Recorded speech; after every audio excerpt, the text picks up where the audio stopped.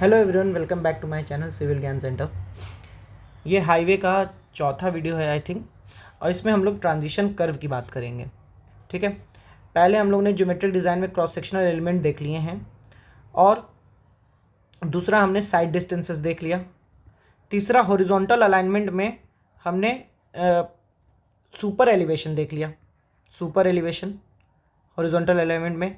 और एक और क्या चीज़ देखी थी, एक्स्ट्रा वाइडनिंग भी देख ली है। अब ये हॉरिजॉन्टल अलाइनमेंट का ही पार्ट है। अब एक इसमें क्या देखना है हमको, ट्रांजिशन कर्व। ट्रांजिशन कर्व क्या है, नाम में ही ट्रांजिशन है कि इसे एक चीज़ से दूसरी चीज़ में बदलाव ला रहा है।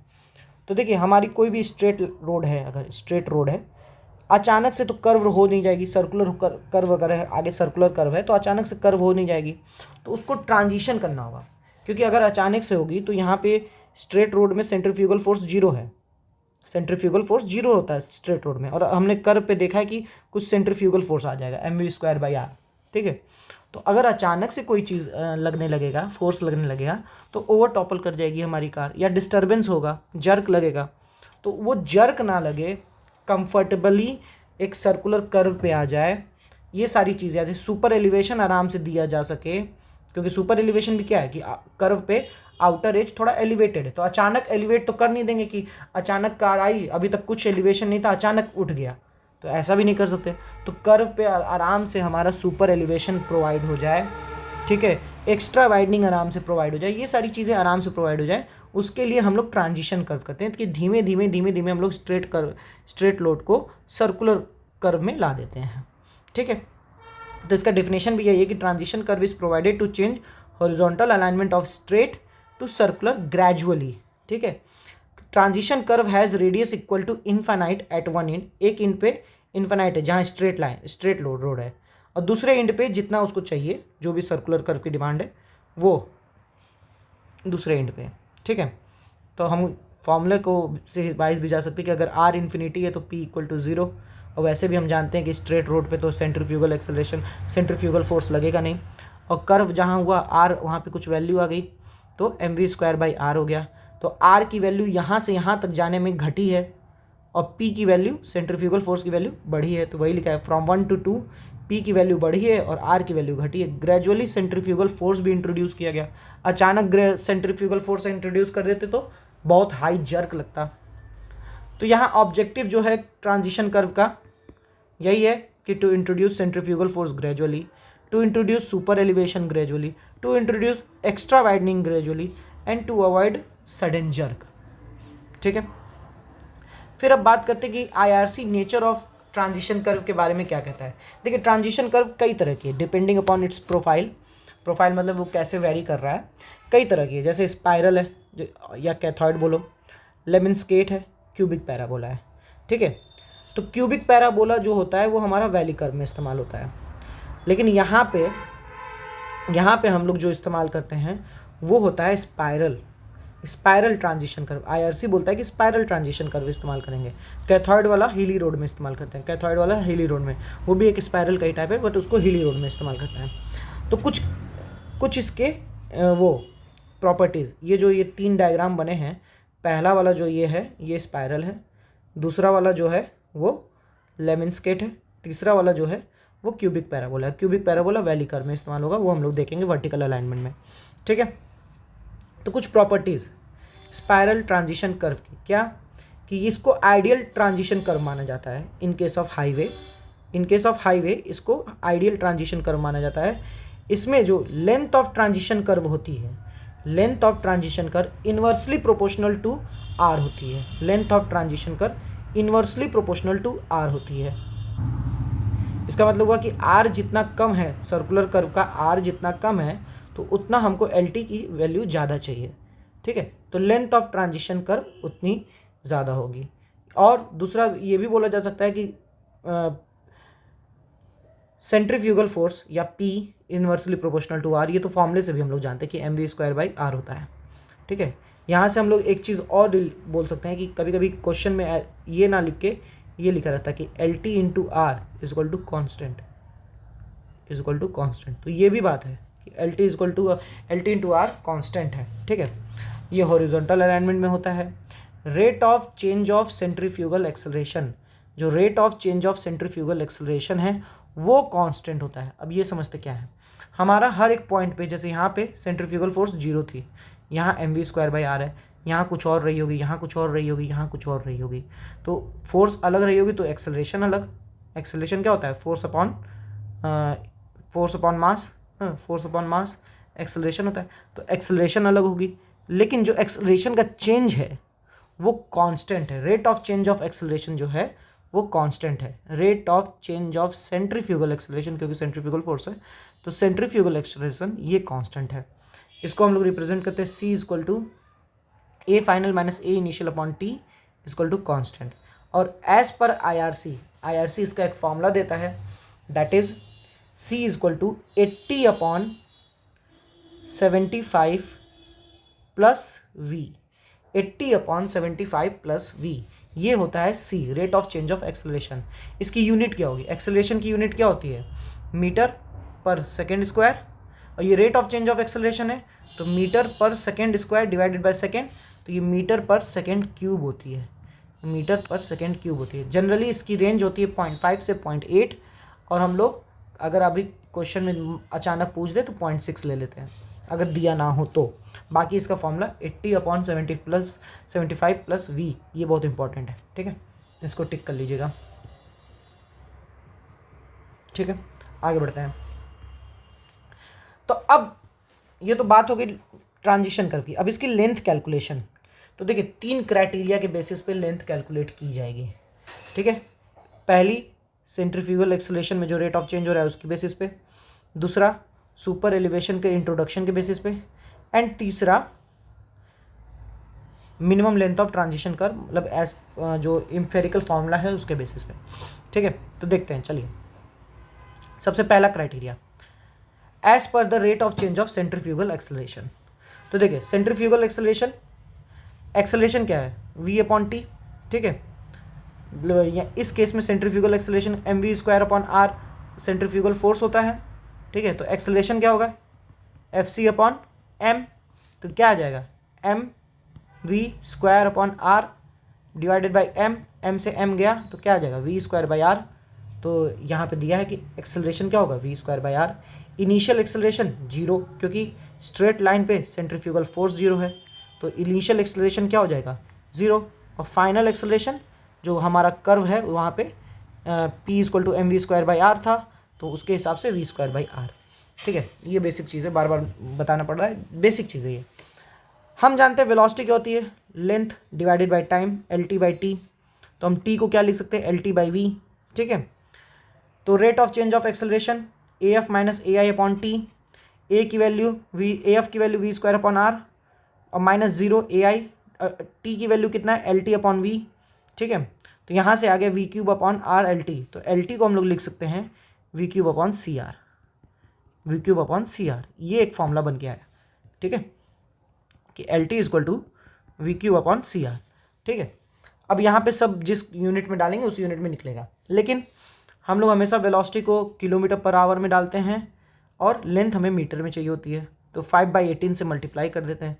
तो ये फॉर्मूला वही है, 5/18 से मल्टीप्लाई करके रखा गया है, और यहाँ पे आ गया है 0.0215 v³/CR, ठीक है। ये मीटर में है अब, ठीक है। तो लेंथ मीटर में है, वेलोसिटी km/h में है, C की वैल्यू m मीटर पर सेकेंड क्यूब में है। तो मैं यहाँ लिख दे रहा हूँ कि ये फॉर्मूला बहुत इंपॉर्टेंट है। लेकिन अगर मैं कहूँ कि आप ये फॉर्मूला अगर आपको नहीं याद हो रहा है कि कांस्टेंट क्या है 0.0215, तो आप ये याद रखना, ये वाला, कि लेंथ = v³/CR, ठीक है। v³ की वैल्यू हम लोग 5/18 टाइम से मल्टीप्लाई करके रख देंगे v की वैल्यू, ठीक है। तो ये वाला फॉर्मूला बन जाएगा। तो यहाँ इस वाले फॉर्मूले में v km/h में है, C मीटर पर सेकेंड क्यूब में है, R मीटर में है, L मीटर में है, ठीक है। आगे बढ़ते हैं। ये हो गया पहले क्राइटेरिया के बेसिस पे। दूसरे क्राइटेरिया के बेसिस पे, as per introduction of super elevation.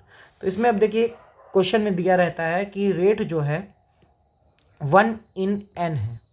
इसका मतलब क्या है कि n मीटर हम लेंथ ऑफ कर्व चलेंगे, length of transition curve n metre चलेंगे, n मीटर, तब जाके जो राइज है आउटर एज का 1 मीटर होगा।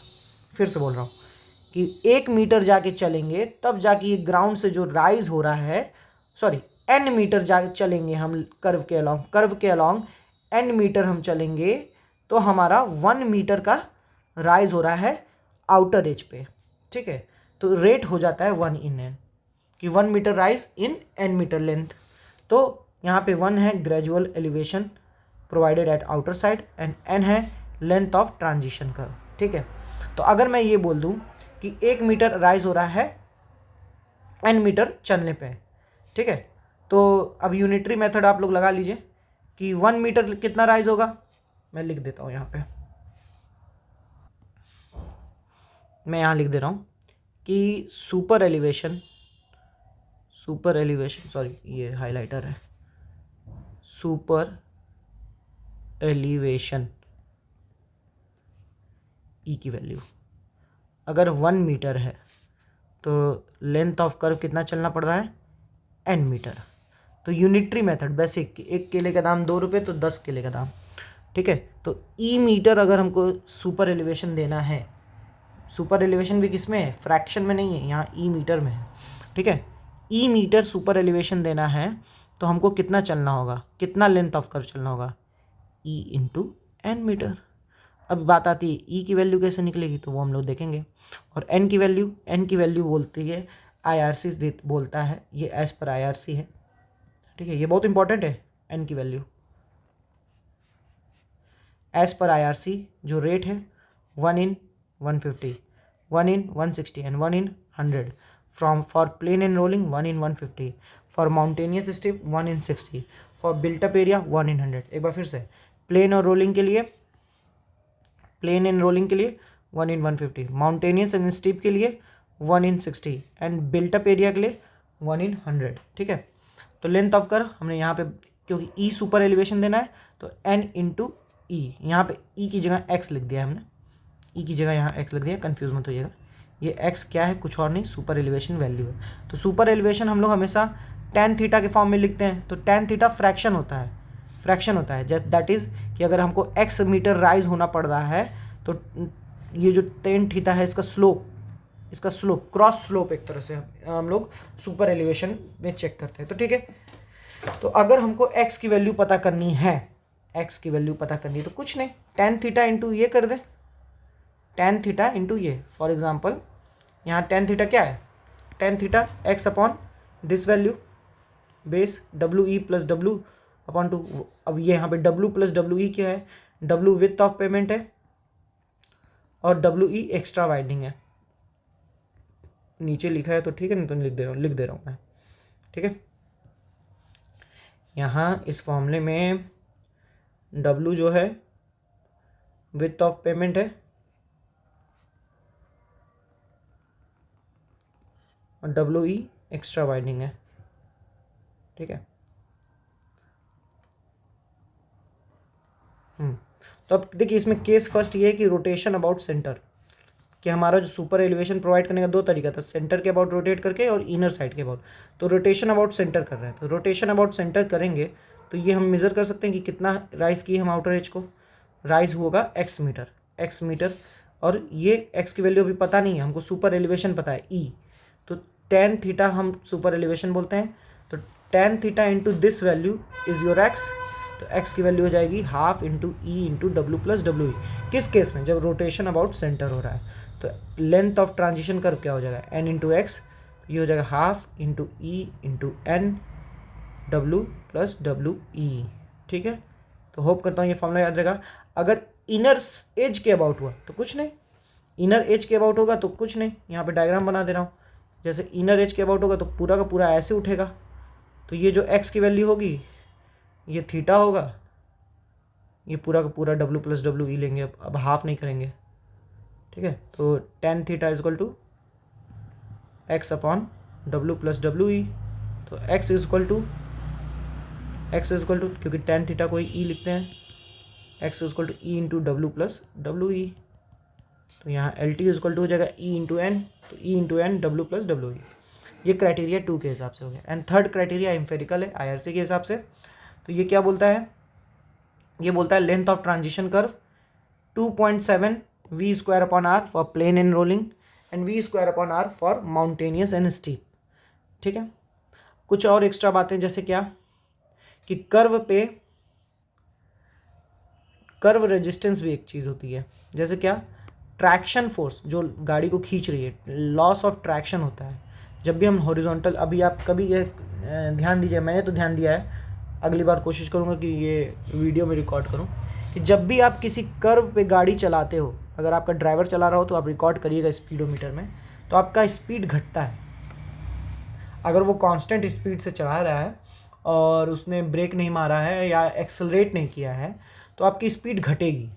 वो क्यों होती है? क्योंकि लॉस ऑफ ट्रैक्शन होता है। हमारी जब भी गाड़ी जाती है कर्व पे तो कर्व रेजिस्टेंस की वजह से लॉस ऑफ ट्रैक्शन होता है। वो कितना होता है? CT = T × 1 - cos α। T is the tractive force. ठीक है, ये क्वेश्चन है, क्वेश्चन नहीं देखेंगे हम लोग, आगे बढ़ते हैं। ठीक है, कुछ और भी बातें हैं ट्रांजिशन कर्व के बारे में। ठीक है, ये आपको समझ में आया? समझ में आया तो आगे बढ़ते हैं। पॉज करके एक बार ये सारे फॉर्मूले देख लीजिए, नोट कर लीजिए। सबसे पहला formula, as per change of centrifugal acceleration v³ / CR। v को हम अगर 5/18 से मल्टीप्लाई कर देंगे तो 0.0215 v³ / CR बन जाएगा। ठीक है, दूसरा formula as per super elevation था, उसमें 2 केस आए। ठीक है, ये बहुत इंपॉर्टेंट था कि n की वैल्यू, ये जो है ये n की वैल्यूज़ हैं, ये 150, 60, 100। तो 1 in 150 प्लेन एंड रोलिंग के लिए, 1 in 60 माउंटेनियस स्टीप के लिए, 1 in 100 बिल्टअप एरिया के लिए। लेंथ ऑफ ट्रांजेक्शन NX है और x कैसे निकलता है? सुपर एलिवेशन को हम tan थीटा लिखते हैं, तो tan theta into width of pavement. तो width of pavement in case of मतलब जब सेंटर से अगर रोटेशन हो रहा है तो W + WE/2 होगा, और अगर एज इनर एज से हो रहा है तो W + WE होगा।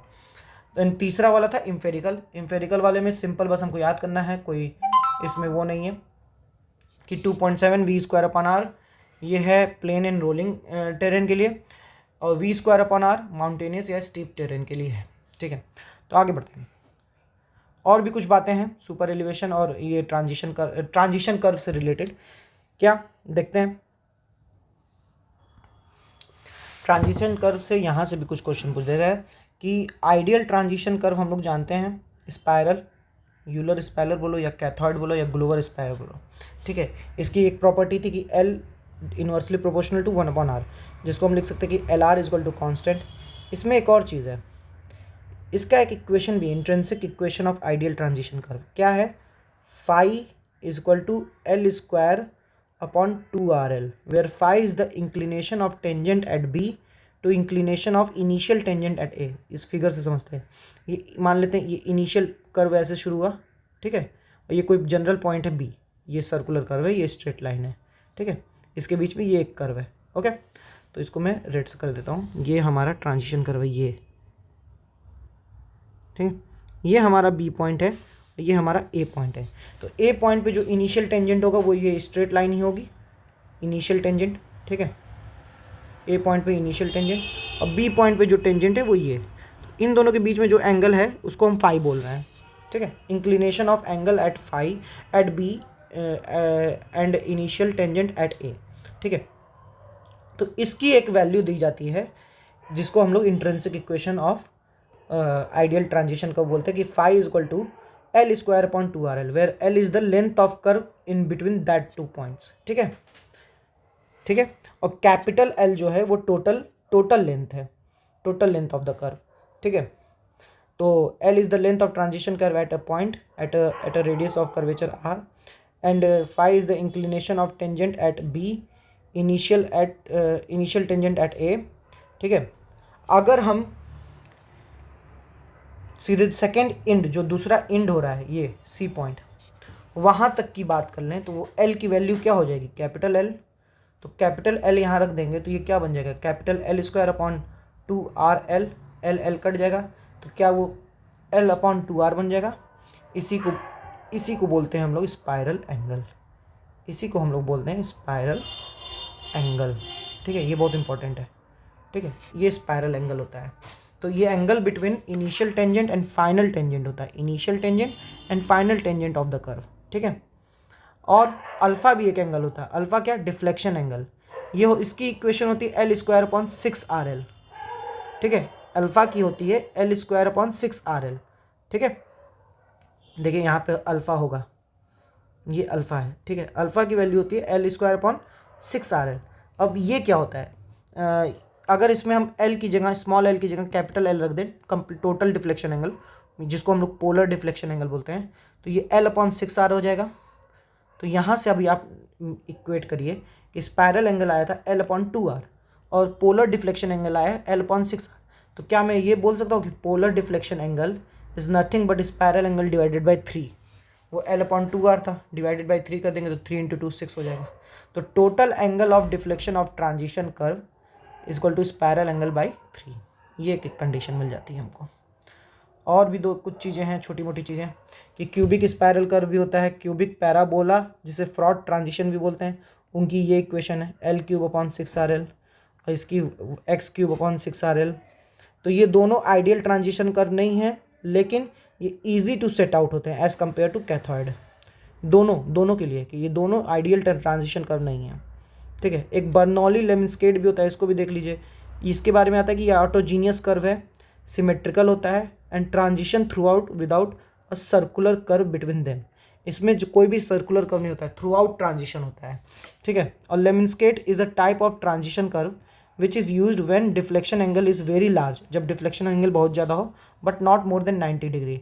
इन lemniscate the radius of curve is increase and by decreasing its length, y L is inversely proportional to 1/R। ठीक है, और भी कुछ नोट है कि ये क्या, कि transitional property of lemniscate curve is disturbed when its deflection angle is around 45 degree. ये सब वन लाइनर क्वेश्चन से निकाले हुए पॉइंट है कि transitional property of lemniscate curve is disturbed when its value is around, deflection value is around 45 degree. ये वही बात है कि अल्फ़ा = 5/6। ठीक है, आगे बढ़ते हैं। कुछ और प्रॉपर्टीज़ सर्कुलर और स्पाइरल कर्व की, क्या? शिफ्ट। जैसे देखिए ये क्या है, ये हमारा स्ट्रेट रोड थी, अब यहाँ से ट्रांजिशन दिए, अब ये कर्व पे आ गए, फिर ट्रांजिशन दिए, फिर स्ट्रेट पे आ गए। तो अगर हम केवल विदाउट ट्रांजिशन दिए होते सर्कुलर कर्व तो ये कुछ ऐसे आता, लेकिन अब हमने ट्रांजिशन दिया है तो कुछ कर्व जो है उसके बीच में शिफ्ट हो गया है। उस शिफ्ट को हम लोग, उसकी फार्मूला लिखते हैं LT² / 24R। ये बहुत इंपॉर्टेंट फॉर्मूला है। Shift is equal to LT² / 24R। When transition curve is introduced in horizontal alignment, the circular curve is shifted toward the inner side of the curve so that it should match the transition curve tangentially। उसी को हम लोग shift बोल रहे हैं। Spiral angle की value हो जाती है क्या? स्पायरल एंगल, जैसे ये ट्रांजिशन कर्व है पूरा LT, तो इसका LT/2 कुछ होगा, तो उसका जो हाफ है LT/2 डिवाइडेड बाई R। क्योंकि देखिए यही हमारा कर्व प्रॉपर्टी, आपको आर्क प्रॉपर्टी पता ही होगी कि ये जो आर्क होता है, अगर ये एंगल है फाई तो radius into phi equal to L होती है। तो रेडियस ये R है, R into phi equal to LT/2 हो जाएगा। ठीक है, LT/2 हो जाएगा R इंटू फाई, तो यहाँ पर से मिल जाएगा phi equal to LT/2R। Radian में, डिग्री में चेंज करने के लिए 180 इंटू 180/2 से मल्टीप्लाई कर देंगे। ठीक है, ये हटाते हैं। तो स्पायरल एंगल भी हो गया, क्या स्पायरल एंगल क्या? LT/2R into 180/2। ठीक है, आगे बढ़ 180/π। ठीक है, आगे बढ़ते हैं। अब लेंथ ऑफ सर्कुलर कर्व के लिए क्या? देखिए टोटल कर्व जो है ये है हमारा सर्कुलर कर्व, ये। ठीक है, तो अगर टोटल डिफ्लेक्शन एंगल डेल्टा है, ये स्पायरल एंगल है फाई और ये भी स्पायरल एंगल है फाई, तो ये कितना बचेगा? डेल्टा - 2π। तो हमको बचपन का एक फॉर्मूला है कि सर्कल का सरकमफ्रेंस होता है 2πr, लेकिन अगर आर्क का निकाल रहे हैं तो इंटू θ/360 होता है। तो यहाँ थीटा की जगह क्या है? डेल्टा - 2π, तो 2πr divided by 360 into delta - 2π हो जाएगा। ये लेंथ ऑफ सर्कुलर कर्व होगा। और लेंथ ऑफ टेंजेंट कितना होगा? Length of tangent this one, ठीक है, AV पूरा का पूरा AV, तो ये कितना हो जाएगा? ये LT/2 तो है ही हमारा, प्लस यहाँ से टेंजेंसी शुरू हुई है, पूरा का पूरा, तो ये कितना होगा ये अगर इस ट्रायंगल में हम लोग देखें तो R plus S 10 delta by two. 10 delta by two क्या होगा, this length divided by this length, L1 upon L2 ना। तो अगर हमें L1 चाहिए तो L1 इक्वल टू क्या हो जाएगा 10 delta by two into R S plus S, और ये LT बाई टू ऐड हो जाएगा। चेनेज क्या होता है कि उस पॉइंट तक हमने कितने चेन में ऐड मतलब कितना चेनेज हमारा कितना डिस्टेंस आया, वो चेनेज से हम लोग नापते हैं। अगर 30 मीटर का चेन है तो 30 मीटर के चेन के से हम लोग नापते हुए चलते हैं, तो हमको पता चलता है कि कितने चेनेज हुए। तो चेनेज माइनस AV, ये हम क्वेश्चन से एक समझा देंगे, वो ज़्यादा बेटर होगा। तो हम लोग उसको क्वेश्चन से समझेंगे। चेनेज एक तरह से समझ जाइए कि वो उतने पॉइंट तक कितना हम चेन से नापे हैं डिस्टेंस। जैसे इस फिगर में अगर हम दे रहे हैं, बोले A point, B point, C point, D point, तो यहाँ तक आते आते हमारी कितनी चेन खत्म हुई। तो अगर 30 चेन खत्म हुई है तो 30 इंटू 30 वो डिस्टेंस हो गया 900 मीटर, ठीक है, एंड सो ऑन, ठीक है। ये डिस्टेंस नापने का तरीका है चेनेज। आगे बढ़ते हैं। सेटबैक डिस्टेंस क्या है कि it is a clearance distance required for centre line of the road to obstruction in order to maintain adequate side distance at horizontal curve. अब होता क्या है, जब हम हॉरिजॉन्टल कर्व में आएंगे तो हमको कुछ चीज़ों की दूरी नहीं दिखती है, कुछ डिस्टेंस नहीं दिखती है, तो वो एक सेटबैक डिस्टेंस हमको चाहिए ताकि हमको क्लियरली दिखे। तो इसको निकालते कैसे हैं, इसका दो फॉर्मूला है कि when LC is greater than SD, मतलब length of curve side distance से ज़्यादा हो, और व्हेन साइड डिस्टेंस से कम हो। दो फॉर्मूले बनते हैं, वो दोनों फार्मूला देख लेंगे। सबसे पहले करते क्या है, जैसे कोई भी लेन है हमारी, ये 2 लेन है, तो उसके टोटल लेंथ को W प्लस मतलब टोटल चौड़ाई को W प्लस WE को उसका हर एक पर्टिकुलर लेंथ वाइज या लेन वाइज बांट देंगे। हर एक लेन को भी बीच में से बांट रहे हैं हम, ठीक है, सेंटर लाइन से, तो बांट देंगे 1/4 W प्लस WE बांट देंगे। तो ये हमारा D आ गया। तो ये R माइनस डी क्या हो जाएगा, R माइनस डी, R ये टोटल R सेंटर लाइन से था, माइनस D इस वाले लेन की सेंटर लाइन का रेडियस हो जाएगा, radius of centre line of inner lane, ठीक है, R माइनस डी, ठीक है। अब हमको सेटबैक डिस्टेंस निकालना है। सेटबैक डिस्टेंस मीन्स हमें निकालना है M। यहाँ पे फिगर में देखें हाँ M नहीं लिखा है, ठीक है। तो देखिए सेटबैक डिस्टेंस ये है, ताकि हमको ये ऑब्स्ट्रक्शन दिखे। सेटबैक डिस्टेंस सेंटर लाइन से ये है, ठीक है। तो ये डिस्टेंस निकालनी है हमको। तो ये डिस्टेंस कैसे निकलेगी, हमारा ये R माइनस डी हो गया है, ठीक है, R माइनस डी हो गया है ये। तो अगर हम इसका कॉस कंपोनेंट लेंगे R minus D cos alpha by 2, तो ये वाली लेंथ हो जाएगी। और टोटल यहाँ से R है, तो R minus D cos alpha by 2 हम लोग कर सकते हैं। तो M इक्वल टू हो जाएगा R minus D cos alpha by 2। लेकिन ये इस लेन के लिए है, इनर लेन के लिए है, ठीक है। अदर लेन के लिए अलग चीज़ें करनी पड़ेगी, फिर वो हम लोग देखेंगे। यहाँ पे अल्फ़ा बाई 2 कैसे निकलेगा, क्योंकि हमारा साइड डिस्टेंस के बेसिस पे हम लोग निकाल रहे हैं, क्योंकि साइड डिस्टेंस छोटी थी। तो 180 into S upon 2 into R minus D, ये हो जाएगा, ठीक है, ये हो गया। आगे बढ़ते हैं। अगर लेंथ ऑफ कर्व हमारा छोटा हुआ तो फार्मूला में थोड़ा सा चेंज, क्या फार्मूला ही देख लीजिए, ये बहुत खिचड़ी पक जाएगा आपके दिमाग में, रहने दीजिए अभी। क्या सेटबैक डिस्टेंस इक्वल टू हो जाएगा M equal to R minus D cos alpha by 2, ये पुराना वाला formula, plus S minus LC upon 2 into sine alpha by 2, ये वाला एक्स्ट्रा पोर्शन आ गया, ये वाला, ठीक है। S माइनस एल सी ये वाली लाइन हो गई, ठीक है, S minus LC into sine alpha by 2, ये वाला डिस्टेंस, ठीक है। तो ये हमारा पूरा टोटल सेटबैक डिस्टेंस हो गया, ये हमारा टोटल सेटबैक डिस्टेंस हो गया फ्रॉम सेंटर लाइन, ठीक है। तो ये दोनों सेटबैक डिस्टेंस जो निकले हैं ये सेंटर लाइन से है, M की वैल्यू सेंटर लाइन से है, ठीक है।